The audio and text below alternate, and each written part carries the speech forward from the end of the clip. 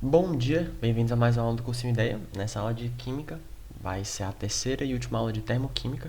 Me chamo Eduardo Balbino. Esse material foi preparado pelo Rafael Raulino. Ambos somos do PET Engenharia Elétrica UFC. E com isso vamos lá início.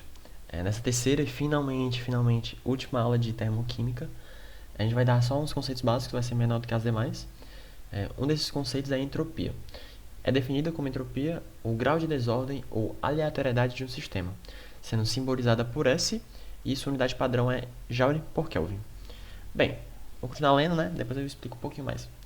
Geralmente, os sistemas tendem a aumentar seu grau de desordem de forma espontânea, tendem a se expandir e ocupar o maior espaço de forma mais aleatória. O que é que isso significa em geral? Significa que um sistema, em sua CNTP, né, na natureza, em qualquer lugar do universo, inclusive o próprio universo, ele tende a aumentar o seu grau de desordem. Aí você vai falar, Balbino, eu não acredito. Um exemplo disso é, por exemplo, se eu tiver um sistema no vácuo, que não tem nada, não tem literalmente nada, e eu boto um pouquinho de gás nele, o gás vai naturalmente se expandir para ocupar um maior espaço. Porque ele se sente mais estável, entre aspas, psicologicamente falando, né? Quando ele está ocupando esse maior espaço, quando ele está com o seu maior grau de desordem possível. Tem uma lei do universo, né? Que eu não sei o nome em específico, perdão. Mas tem uma lei que todas as reações naturais mesmo do universo, elas ocorrem e a entropia sempre vai ser positiva ou zero.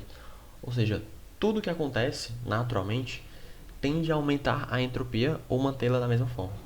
A gente pode fazer essa verificação de tendência, né? Porque da mesma forma que entalpia, ela faz o estudo dessa tendência ou de espontaneidade. A gente lembra que entalpia negativa significa a liberação de energia e por vezes isso significa espontaneidade em determinada temperatura, etc. Com isso a gente vai ter essa seguinte fórmula, que é a variação de entropia é igual à variação do fluxo de calor sobre a temperatura absoluta Kelvin. O que é que isso vai nos dizer?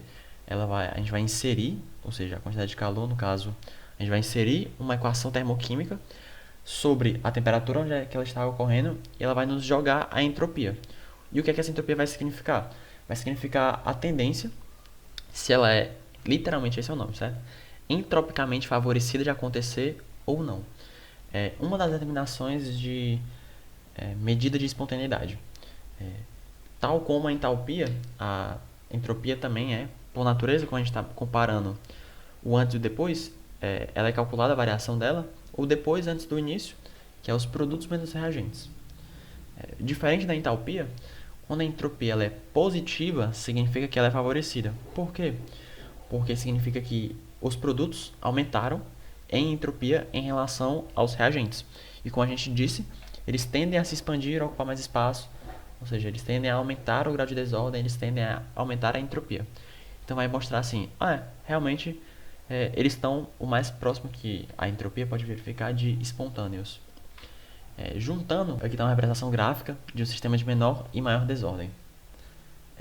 Tá aqui, né, bem tranquilinho, bem pouquinho, e tá aqui com, obviamente, muito mais entropia. Pode cair e explodir a qualquer momento, fazer um monte de trabalho aí ainda. Bem, temos como conceito de entropia, junto com o conceito que a gente já estudou de entalpia, a medida de Gibbs, a energia livre de Gibbs. É uma medida usada para medir, obviamente, a quantidade de energia disponível de uma reação química para produzir trabalho. Como assim trabalho? Vamos ver daqui a pouco, né? Mas o que é que significa?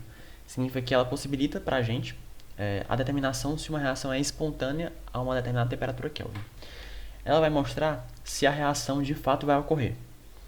Como assim de fato vai ocorrer? A gente vai ver daqui a pouco com o estudo dos nossos preditores que a gente já conhece, que é entalpia e entropia, que é parte da fórmula da energia livre de Gibbs.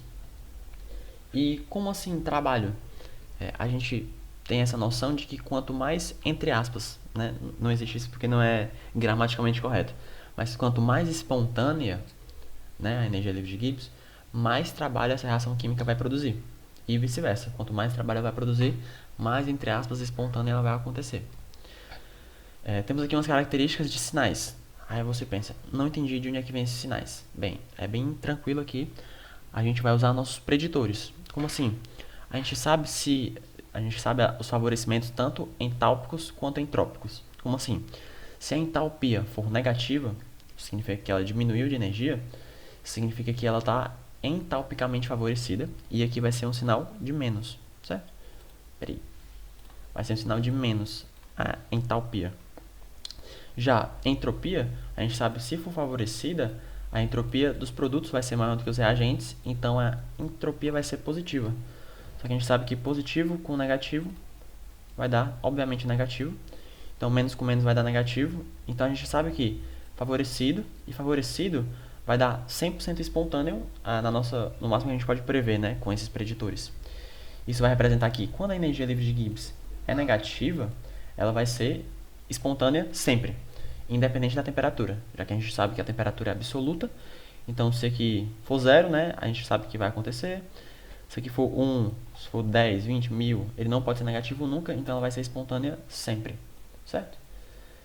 Com isso a gente tem o lado oposto, né, que é a não espontaneidade. Como assim? Se a entropia for negativa, significa que diminuiu o grau de desordem na reação, certo? Está para baixo. E se a entalpia for positiva, significa que aumentou a quantidade de energia e também não é espontaneamente preferível, né, com o nosso preditor de entalpia. Então ela não é nem favorecida entalpicamente, nem favorecida entropicamente. O que é que isso resulta? Resulta no sinal de menos com menos vai dar mais, com outro mais, dois positivos somados sempre vai dar positivo. Isso vai mostrar a não espontaneidade nessas situações aqui, né? Balbino, mas e se não for dessa forma? Aí infelizmente vai ter que fazer uns truques matemáticos aí que não é necessário saber, mas o que é que eles representam, né?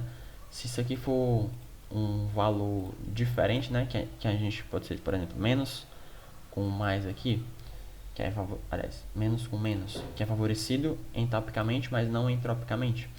A gente pode fazer previsões, mas não mais relacionadas à energia de livre de Gibbs em geral. A gente pode fazer previsões relacionadas com a temperatura. Como a gente sabe, né, existem reações que são mais tranquilas de acontecer em determinadas temperaturas, ou elas vão ser, entre aspas, mais espontâneas. Como a gente já viu na aula anterior, se a temperatura for bem grande, ou seja, a temperatura alta, isso vai significar que as reações endotérmicas vão ser mais tranquilas de ocorrer. E essas noções, né, de energia livre de Gibbs, elas meio que justificam as nossas variações de espontaneidade e justificam principalmente a eficiência. A gente sabe na biologia, né, que a gente tem, por exemplo, enzimas que funcionam melhor, que a sua reação química, né, funciona melhor em determinada temperatura. Isso tem a ver, em parte, claro que não totalmente, porque toda a energia, essas determinações assim, elas não são exatas, elas são aproximações, porque tem muitas outras energias envolvidas no sistema que a gente não consegue medir. Mas um dos preditores é mais ou menos isso. Certas reações vão ser mais ou menos eficientes se tiver em uma determinada temperatura. A gente pode prever mais ou menos isso através dessa fórmula aqui, de uma função, entre aspas, função, né, da energia livre de Gibbs, para determinar o quão eficiente, o quão espontânea vai ser determinada reação. Acredito que com isso termina o conteúdo de termoquímica. Muito obrigado pela atenção, bons estudos para vocês. Vai dar tudo certo no Enem, que vai ser atualmente, né, em janeiro, ou qualquer outro vestibular que vocês vão fazer. Vai dar tudo certo. Estudem bastante, que tudo vai dar certo. Boa sorte e até a próxima.